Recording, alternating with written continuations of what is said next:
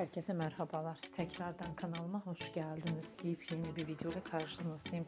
Sizler için yeni görüntüler, yeni paylaşımlar sunuyorum. Paylaşımlarım sevilerek izlenilen, herkes tarafından beğenilen oyuncular Erkan ve sevgilisi Yağmur Öztürk'ten olacak. Yazgı dizisiyle partner bir araya gelen ikili özel hayatta aşk yaşadı. Aşkları uzun süre devam eden çifte kumrular düğününe karar verdiler. Aşklarını düğünle tamamlayan ikilinin güzel görüntülerini, romantik paylaşımlarını bir araya toplayıp sizler için sunuyorum.